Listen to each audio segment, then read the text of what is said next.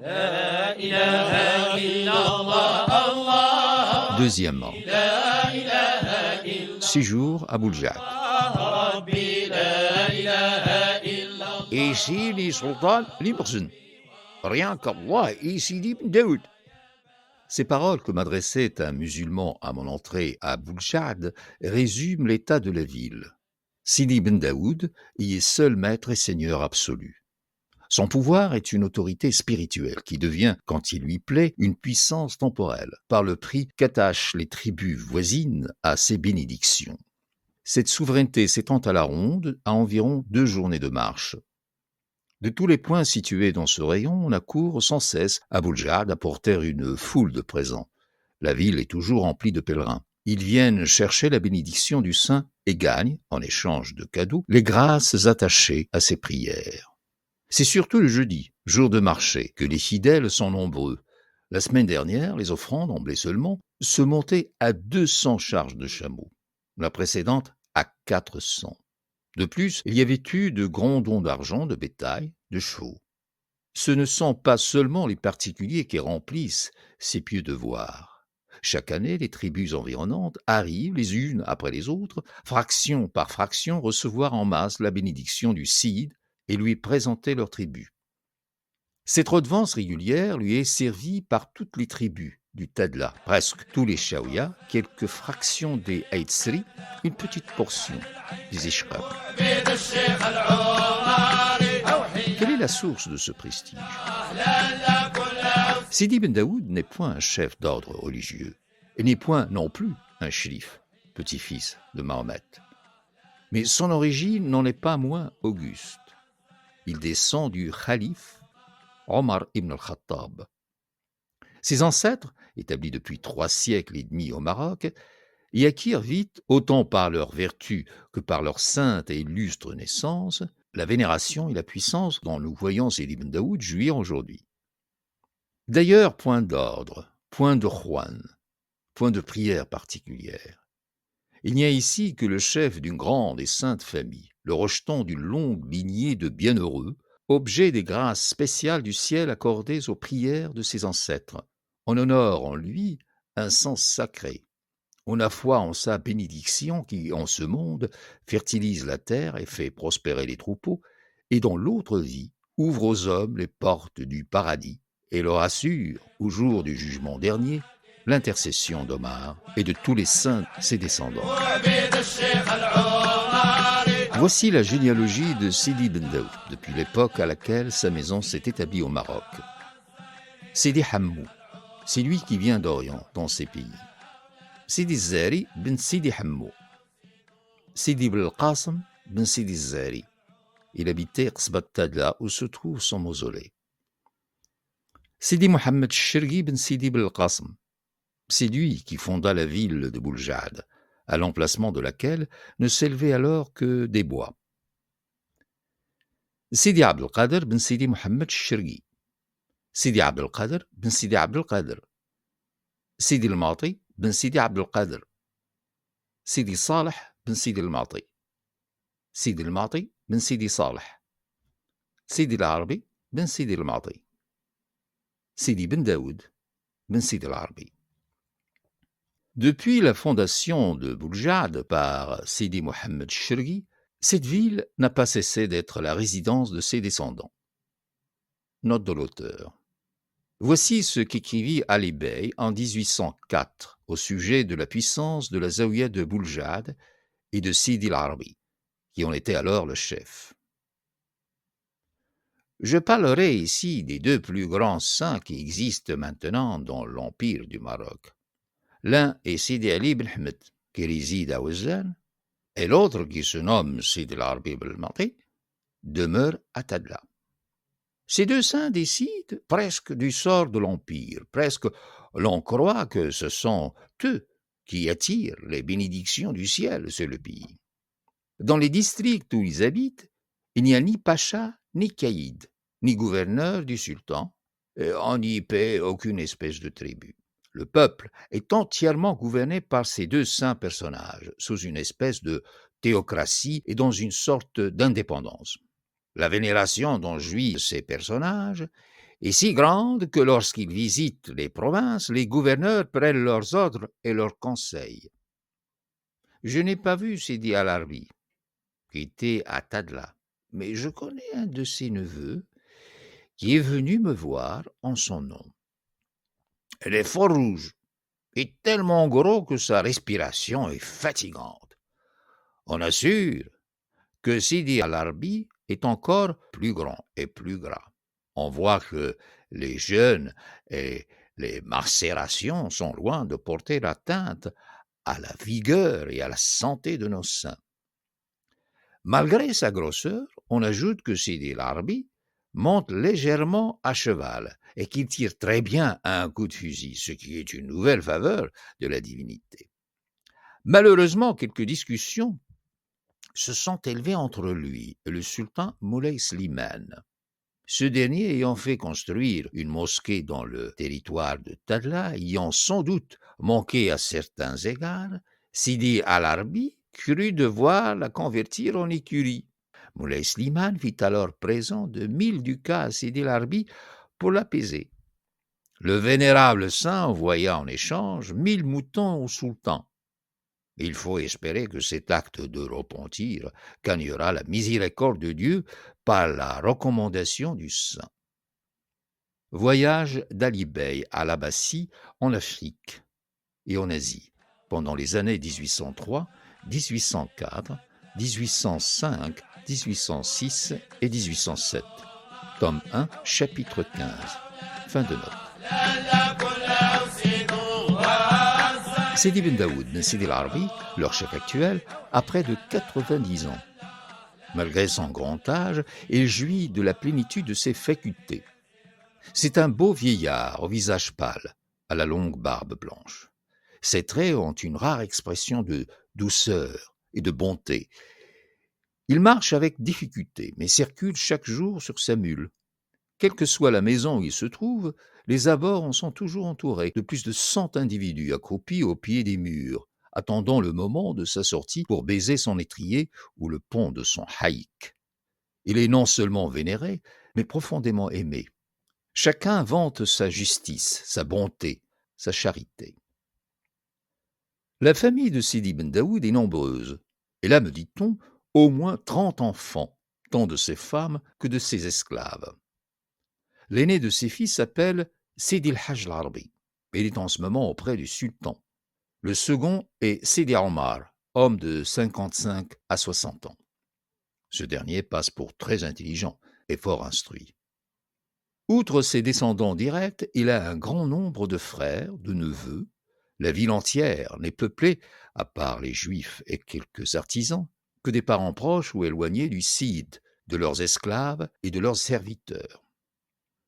Tous les membres de la famille de Sidi Ben Daoud participent à son caractère de sainteté, et cela à un degré d'autant plus élevé qu'ils lui tiennent de plus près par le sang. Qui sera l'héritier de Sidi Ben Daoud ? Nul ne le sait. Il n'y a point d'ordre de succession. Chaque Siyid, lorsqu'il sent la mort approcher, choisit un de ses enfants et, lui donnant sa bénédiction, fait passer par là sur sa tête les faveurs divines dont est sans cesse comblé le chef de la maison d'Omar. L'élu recueille l'héritage de tous les biens spirituels et temporels de son père. Rien ne peut faire prévoir d'avance qui doit l'être. L'ordre de naissance n'est point suivi. Sidi Ben Daoud était un des plus jeunes fils de Sidi Al-Arbi. Le Siyid est en bonne relation avec le sultan. Jamais, malgré leur puissance, ni lui ni ses ancêtres n'ont montré d'hostilité au gouvernement des Shrifs. Moulay Hassan envoie chaque année de riches présents à Bouljad. En échange, toutes les fois qu'il va de Fès à Marrakech, le Siyid ou un de ses fils l'accompagne depuis Darbida jusqu'à l'Omarbeh ou l'Oued-Labid. C'est ainsi que le Hajj Al-Arbi est en ce moment auprès du sultan. Inutile de dire que la Zaouïa est riche. Chaque année, y voit entrer des offrandes immenses, tant en argent qu'en nature, tributs réguliers des régions environnantes, dons apportés de loin par des pèlerins isolés, cadeaux envoyés de Fès et de Marrakech par les grands de l'Empire. Sidi Ben Daoud possède une fortune énorme. Les autres membres de sa famille participent aux aumônes des fidèles comme ils participent à leur dévotion, suivant leur degré de sainteté. Quelques-uns sont fort riches, d'autres le sont moins, mais tous ne vivent que des offrandes qu'ils reçoivent. Les Saleh de Bouljad sont loin d'être des hommes fanatiques, intolérants, d'esprit étroit. La plupart ont été à la Mecque, c'est-à-dire qu'ils ont abandonné les folles idées des ignorants sur la puissance et l'étendue de la religion musulmane et leurs préjugés ridicules contre les Européens. Tous sont lettrés, peu sont savants. Le Seyyid possède cependant une belle bibliothèque, mais on la consulte peu.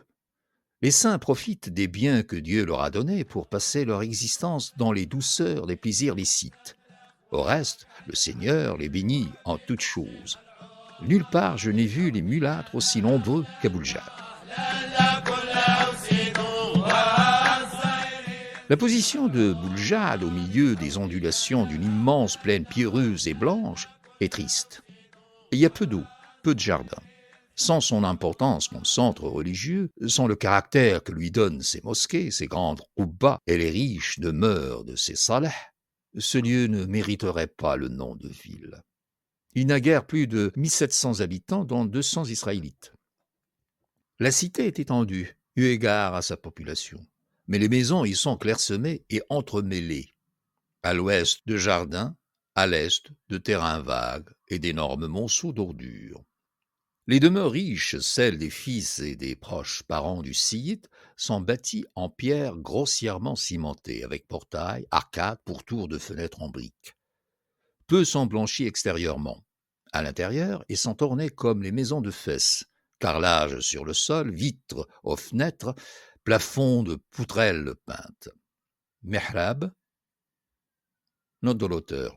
Le mihrab est une niche orientée dans la direction de la Mecque. Fin de note. Mihrabs à arabesques sculptés. Les maisons pauvres, c'est-à-dire le plus grand nombre, sont construites en pisé. Toutes sont couvertes en terrasse. La ville ne possède point d'enceinte, mais il existe des portes ou au moins des portails à l'entrée des principales rues. La partie occidentale de Bouljad est habitée par la famille immédiate du Seyyid, aussi porte-t-elle le nom de Zaouia. Les parents moins proches résident dans les autres quartiers. Les Juifs sont relégués au nord-est. Il y a 2 grandes mosquées, et auprès d'elles 4 mausolées abritant les restes d'ancêtres de Sidi Ben Daoud.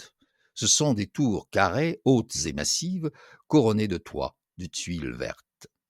Point de quartier commerçant proprement dit, l'emplacement du marché hebdomadaire sert en même temps au trafic de chaque jour. On y voit un certain nombre de niches alignées, faites de pisé ou de pierres sans ciment, profondes de 2 mètres, hautes de 1,50 mètre. C'est là qu'artisans et commerçants viennent s'installer chaque matin avec leurs marchandises qu'ils remportent le soir. Tous n'ont même pas ces abris. Il en est qui préfèrent de simples huttes de feuillage. Le jeudi, grand marché, fréquenté par toutes les tribus des environs. On trouve dans les boutiques la plupart des produits européens en vente à Fès et à Meknès, sauf le pétrole, la coutellerie, les crayons. Mais ces objets abondent chez les Saleh qui les font venir directement de Dal-Bida. C'est par ce port que se fait tout le commerce de Bouljad. De là viennent cotonnades, thé, riz, sucre, épicerie, parfumerie, vêtements de luxe. En échange, on y apporte des peaux, de la laine, de la cire. Il y a 4 jours de marche d'ici à Dal-Bida, 2 en bled Siba, où l'on ne voyage qu'avec l'escorte d'un parent du Seyyid, 2 en bled el-Makhzen. Aucune relation avec Marrakech, à cause de la difficulté des communications. La route est très périlleuse, on compte 8 jours pour la parcourir, tant il faut faire de détours et changer souvent de strat.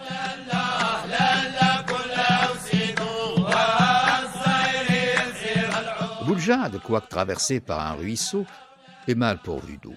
Celle que donne le ruisseau est mauvaise et ne sert qu'à abreuver les animaux et à arroser les vergers. Quelques maisons ont des citernes, mais la plus grande partie de la ville n'est alimentée que par un groupe de 6 ou 7 puits, situés à près d'1 kilomètre vers l'ouest. Avec si peu d'eau, il ne saurait y avoir beaucoup de jardins. Ils sont en effet peu étendus. On les cultive avec d'autant plus de soin. On y voit les arbres qui croissent à Meknès, grenadiers, figuiers, oliviers, vignes, et poussant à leur ombre, les légumes du pays, citrouilles, melons, pastèques, courges et piments. Le costume des citadins est le même ici qu'à Fès. Celui des tribus voisines a été décrit au sujet des Nizmour. Cependant, à partir de Bouljad, je remarque dans l'armement une particularité spéciale au Tadla et qui ne m'avait pas frappé à Ethelmanté. C'est l'usage de la baïonnette. Tfela. Tous les hommes du Tadla portent habituellement suspendu à un baudrier une longue baïonnette qui remplace sabre et poignard.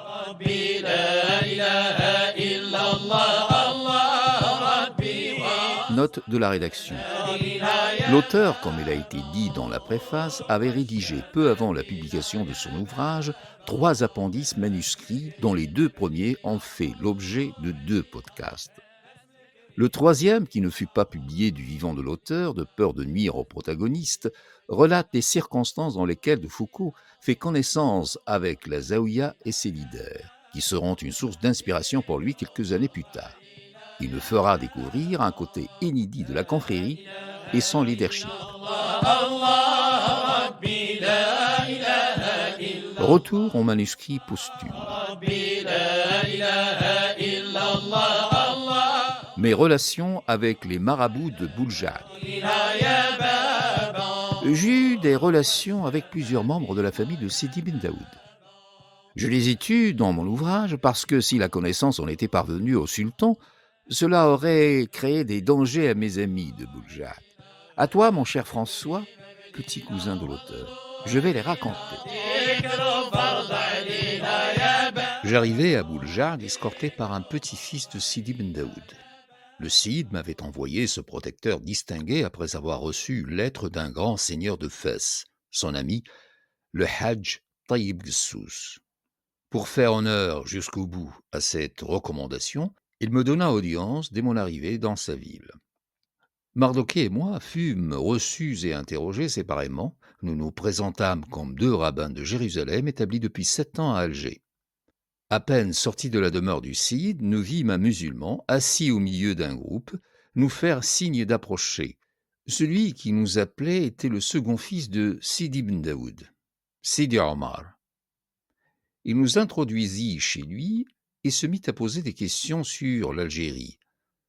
Pendant ce temps, le Séyid faisait venir les principaux Israélites de la ville, leur commandait de nous bien recevoir et désignait l'un d'eux pour nous donner l'hospitalité en son nom. Ces 2 audiences, tant de soins de notre installation, étaient des faveurs extraordinaires. Le lendemain de mon arrivée, je reçois la visite d'un fils de Sidi Omar, Sidi el-Hajj Idriss. C'est un jeune homme de 25 ans, très beau, bien que mulâtre. Il est grand, bien pris, ses mouvements sont souples et gracieux, sa figure intelligente, vive et gaie. Le titre de Hajj, de l'esprit, de l'instruction, une belle mine, en fait de lui un des membres les plus considérés de la famille de Sidi ibn Daoud. Il vient, dit-il, voir si nous ne manquons de rien. 3 ou 4 musulmans l'accompagnent, en cause une demi-heure de choses et d'autres, nos visiteurs montrant une affabilité extrême.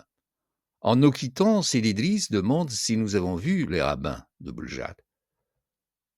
Pas encore. Qu'ils viennent, ou ne viennent pas, que vous restiez ici plusieurs jours ou plusieurs mois, soyez les bienvenus 1000 fois. Que signifient de telles prévenances sans exemple pour des Juifs? Je ne tardai pas à le comprendre. 2 choses furent remarquables pendant les 4 jours suivants. D'une part, les fréquentes visites, l'excessive amabilité des parents du Cid, qui s'efforçaient de me mettre en confiance et de me faire parler. De l'autre, un espionnage ouvert des Juifs qui surveillaient mes moindres démarches, mettaient le nez sur mon calepin dès que je voulais écrire, se jetaient sur mon thermomètre aussitôt que je le touchais, étaient grossiers et insupportables. Ces 2 procédés étaient trop accentués pour que la cause ne s'en devinât pas. Quelque indice avait dû faire soupçonner à Sidi ibn Daoud ou à son fils Sidi Omar ma qualité de chrétien. Pour s'éclairer, les marabouts avaient résolu de me faire espionner par les Juifs. et en même temps de m'examiner eux-mêmes. Il était évident que depuis 4 jours, on poursuivait cette recherche. Le 11 septembre, 6e jour depuis mon arrivée, un esclave de Sélédis entre chez moi dans la matinée et me dit de le suivre avec Mardochée chez son maître. Il nous introduit dans une maison de la Zaouïa. Nous nous attendons à de nouvelles questions. Aussitôt que nous sommes assis, on apporte à déjeuner. Thé, pâtisserie, beurre, œufs, café, amandes, raisins, figues sont placés sur des plateaux éblouissants. Sédélis m'offre de la limonade et s'excuse de n'avoir ni couteau ni fourchette.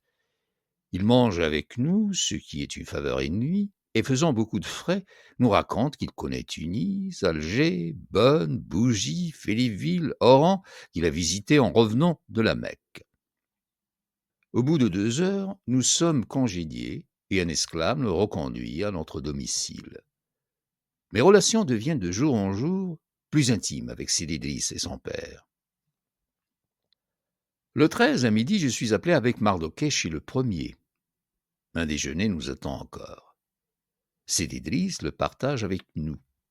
Comme je lui parle de mon désir de quitter Bouljad, il me répond qu'il m'escortera lui-même. Elle est un des plus hauts personnages de sa famille, et il ne se dérange que pour des caravanes de 200 ou 300 chameaux. Mais pour mon compagnon et moi, il n'est rien qu'il ne fasse. Nous partirons tous 3, seuls, dans quelques jours. Il veut se faire des amis de nous. Nous lui écrirons à notre retour à Alger, et il ira nous y voir. Le repas fini, il me conduit à une fenêtre, et me montrant la haute chaîne du Moyen Atlas qui borde l'horizon vers le sud, il se met à me la décrire et à me donner sur elle et ses habitants une foule de détails.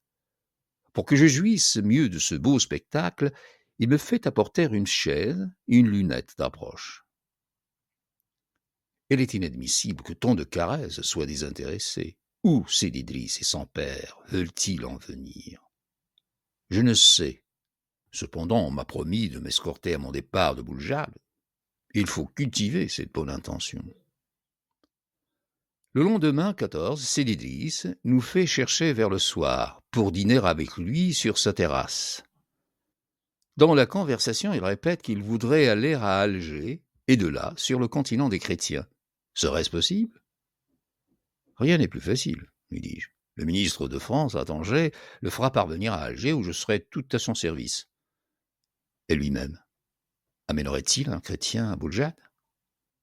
Et il ne demanderait pas mieux, pourvu que le chrétien fût déguisé en musulman ou en juif, et que le sultan ne sût rien. Il faudrait que la chose se négociât en secret entre lui et le ministre de France.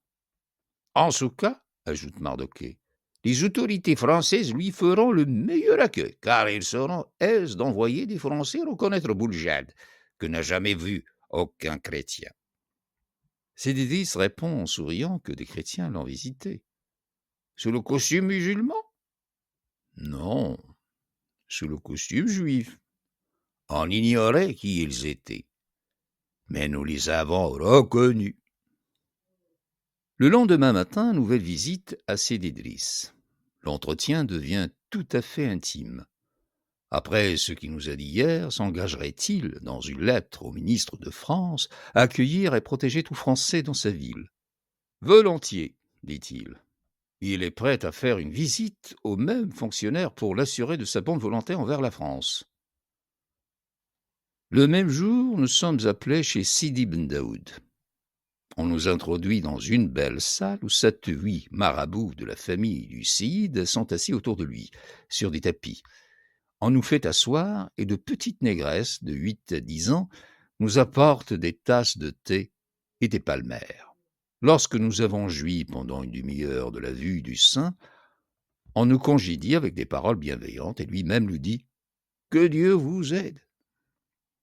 En sortant, nous sommes rejoints par Sidi Omar, qui nous entraîne dans sa demeure. C'est lui, dit-il, qui nous a fait demander chez son père, dans la pensée que cette visite nous distrairait. Il m'interroge sur l'astronomie. Les Juifs lui ont rapporté que j'étais grand astronome. Je passe, paraît-il, mes nuits à regarder les étoiles. Ainsi, les Israélites continuent à m'espionner pour le compte des musulmans. Le 16, Sédidris me fait chercher de bonne heure. Il me remet d'abord deux lettres recommandant Mardoké et moi aux Juifs de Ksbat Tadla et à ceux de Ksbat Nimlel, signées des rabbins de Bouljad et n'ont point été écrites de bonne volonté. Sédidis a fait venir les rabbins chez lui. Il leur a enjoint de signer les lettres sous ses yeux. Sédidis me donne ensuite un mot de recommandation pour un de ses amis qui habite Bzou, lieu où j'irai plus tard. Enfin, il compose sa lettre au ministre de France. Elle me la lit avant de la fermer. Elle est conçue à peu près en ces termes. À l'ambassadeur du gouvernement français, je t'apprends que deux hommes de ton pays sont venus auprès de moi, et que pour l'amour de toi, je leur ai fait le meilleur accueil et les ai conduits où ils ont voulu. Je recevrai de même tous ceux qui viendront de ta part. Les porteurs de cette lettre te donneront des informations plus complètes. Si tu veux me voir, fais-le-moi savoir par le consul de France à Dalrida. Je me rendrai aussitôt à Tanger. Sédidris signe cet écrit, le plie, le cachette de son sceau et me le confie en me recommandant le secret et la prudence. C'est sa tête qu'il met entre mes mains. Elle courait grand risque si la lettre se perdait et tombait sous les yeux du sultan. Cette affaire terminée, Sédidris m'annonce que nous partirons le lendemain pour Ksbat Tadla. Non seulement il m'y conduira, mais il m'accompagnera jusqu'à Ksbat Nimlel, où je quitterai le Tadla. Je suis un frère à ses yeux, et il irait au bout du monde pour m'être agréable. Mais il ne peut supporter plus longtemps que je vive chez les Juifs de la ville, qui sont des sauvages. Il va faire chercher mes mules et mes bagages, et désormais je serai son hôte. 1 heure après, j'étais installé dans sa maison. À partir de ce moment, mes relations avec Sédidris prennent un nouveau caractère. Jusque-là, ses caresses excessives m'avaient laissé en défiance. Le don de la lettre pour le ministre de France était une telle marque de confiance que je ne pouvais plus douter de ses bonnes dispositions présentes. D'ailleurs, cette lettre expliquait ses avances, en montrant qu'elles avaient pour cause le désir d'entrer en relation avec le gouvernement français. Sûr de Sédidris, j'eus dès lors avec lui les rapports qu'on a avec un ami. Je lui rendis confiance pour confiance, et comme il s'était mis entre mes mains, je me mis entre les siens. Je lui dis sans restriction qui était Mardoké, ce que je venais faire. Sa fidélité en augmenta. Il se confondit en regret de n'avoir pas su la vérité plus tôt. J'eusse logé chez lui dès le premier jour. J'y aurais travaillé, dessiné, fait mes observations à mon aise. Si je voulais retarder mon départ, il me conduirait visiter les koubas et les mosquées, mettrait à ma disposition la bibliothèque de la Zaouïa, qui est riche en ouvrages historiques, me promènerait dans les environs. Que ne ferait-il pas? Puis de m'offrir sans chose des vêtements musulmans à l'esclave. Comme j'avais trouvé gracieux le service fait chez Sidim Daoud par de petites négresses, il m'en offre une. Dès mon arrivée, dit-il, mon visage lui a fait soupçonner que j'étais chrétien. Et les Israélites ont confirmé cette opinion. Que je prenne garde aux Juifs. Ce sont des gens sans foi, des coquins dont il faut se défier sans cesse. Ceux d'ici sont venus dès le lendemain de mon entrée lui rapporter que je m'occupais d'astronomie, que je ne parlais pas leur langage, que je n'écrivais pas leur écriture, que je n'allais pas à la synagogue, enfin, qu'ils me croyaient chrétien. Et leur a répondu qu'ils étaient des ânes, et que les Juifs d'Alger et de France étaient différents des Juifs de ce pays. Le 17 septembre, Sédidris, Mardoké et moi quittons Bouljad. Le 20, nous arrivions à Ksbat Mlimlel. Le 23, Sédidris ne faisait ses adieux et reprenait le chemin de sa Zaouïa. Je ne puis dire ce qu'il fut pour moi pendant les jours que nous voyageâmes ensemble. Durant les marches, il plaçait sa monture près de la mienne et me donnait des explications sur tout ce que nous parcourions, rencontrions, apercevions. Voulais-je dessiner? Il s'arrêtait. De son propre mouvement, il choisit toujours les chemins les plus intéressants et non les plus courts. Nous arrêtions-nous dans un lieu et me prenait par la main et me conduisait voir toutes les choses curieuses. Il faisait plus. Comme la demeure où il recevait l'hospitalité se remplissait dès son arrivée d'une foule venue pour lui baiser la main, ce grand marabout cachait dans ses larges vêtements une partie de mes instruments, pendant que je portais l'autre, et me menait en un lieu écarté faire mes observations. Là, il montait la garde auprès de moi pour empêcher qu'on ne me surprît. Que de courses nous fîmes ensemble aux environs de Qsbat Blibellel. Je m'arrêtais pour dessiner, s'asseyait à côté de moi, et sa conversation m'apprenait une foule de choses. Tout ce que je sais sur la Zaouïa de Bouljad, la famille de Sidi Ben Daoud, les populations du Tadla, vient de lui. De lui sont presque tous les renseignements imprimés dans ce volume de la page 259 à la page 267 sur le bassin de l'Oued Omrbea. Note figurant dans l'édition de 1939.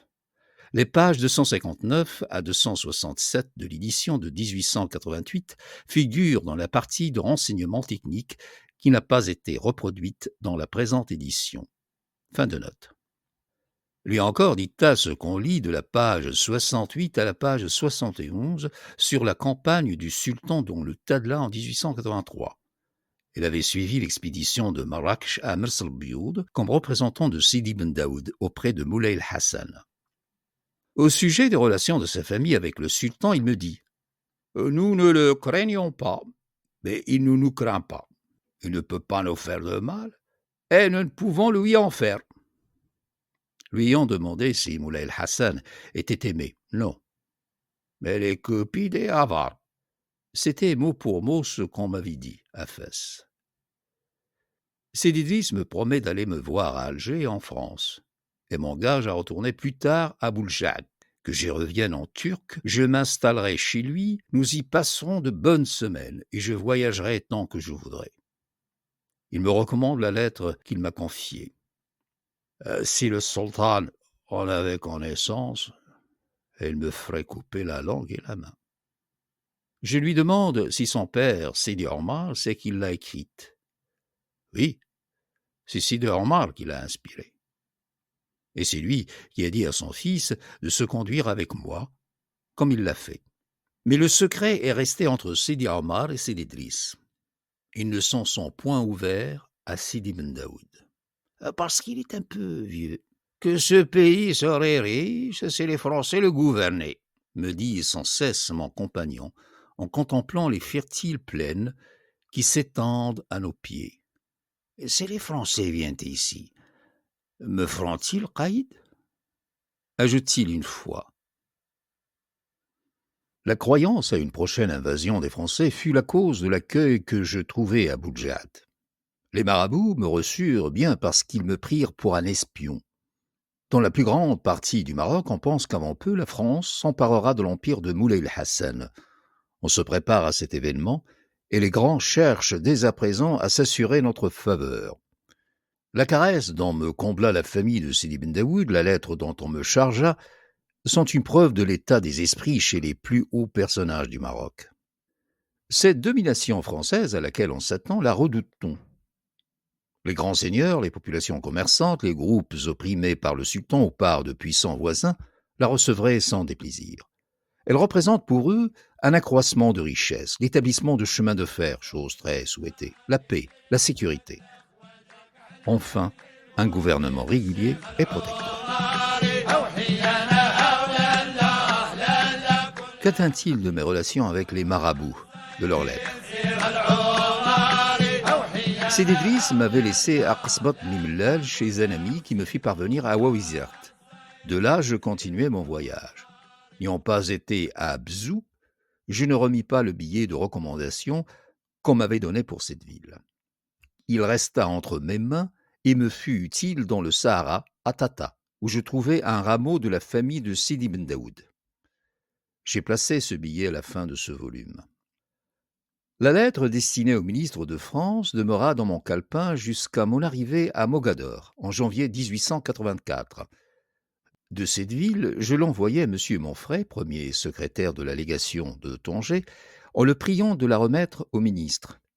Je ne reçus jamais de réponse de M. Monfray. Monsieur Ordega, alors ministre au Maroc, que j'ai vu récemment, m'a déclaré n'avoir point reçu mon message et m'a dit être brouillé avec monsieur Monfray. La lettre de Sidi Driss ne parvint pas à son adresse. Ses projets de voyage à Tanger et en France n'eurent pas plus de succès. Peu de temps après mon retour du Maroc, M. Ordega, à qui je comptais recommander mes amis de Bouljad, fut remplacé dans ses fonctions par M. Ferraud, qui les occupe encore. Celui-ci, ancien interprète de l'armée d'Afrique, a laissé en divers lieux où il a été une si mauvaise réputation qu'il me parut imprudent de lui confier un secret aussi grave pour la famille de Sidi Ben Daoud. D'autre part, je désirais moi-même ne pas entrer en rapport avec lui. Je ne mis donc pas Sidi Driss en relation avec la légation de France et je gardai le silence sur l'accueil qu'on m'avait fait à Bouljad. Depuis mon départ du Tadla, j'eus une fois des nouvelles de Sidi Driss. M. de Compon le vit au Maroc l'automne de 1884. Ils parlèrent de moi et le marabout offrit à M. de Compon, qui refusa, de le conduire dans sa ville.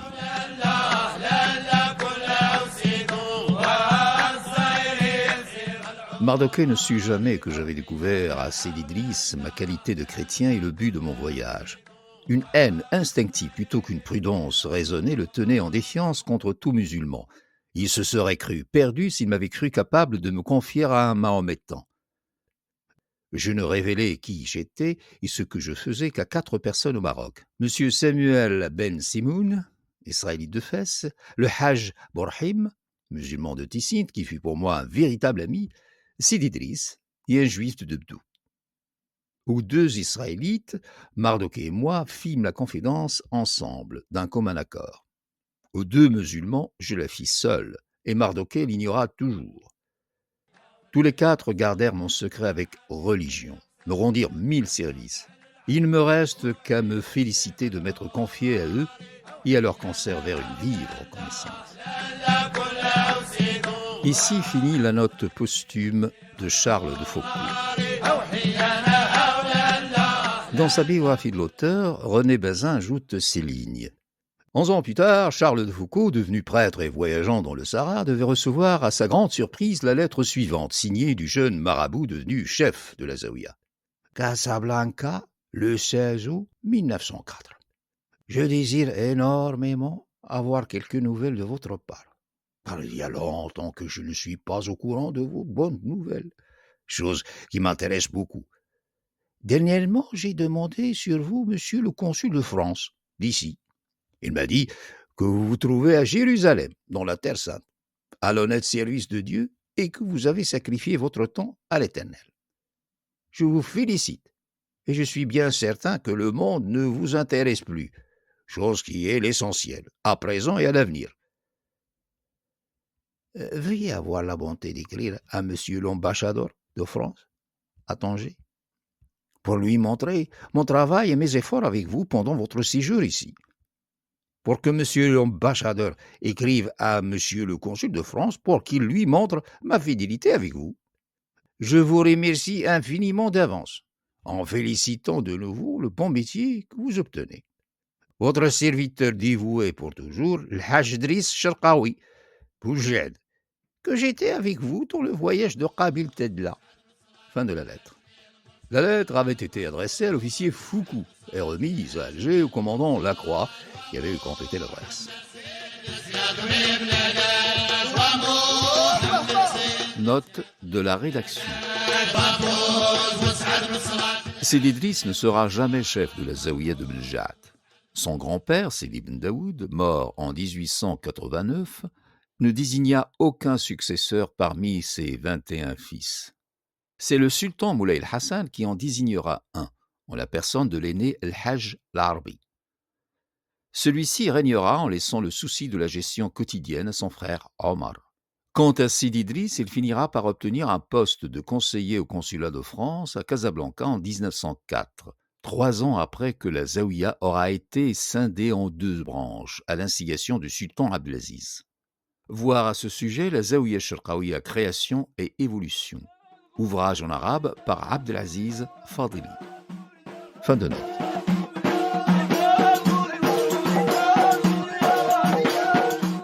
Lu pour vous par Mohamed El Kachtoum.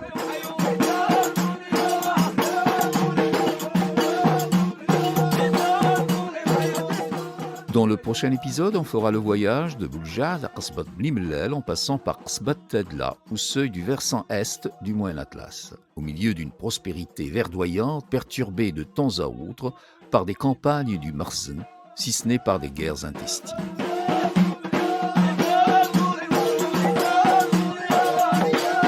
Veuillez vous abonner à la chaîne Maghriberia sur YouTube pour être au rendez-vous avec cette aventure qu'est Reconnaissance au Maroc.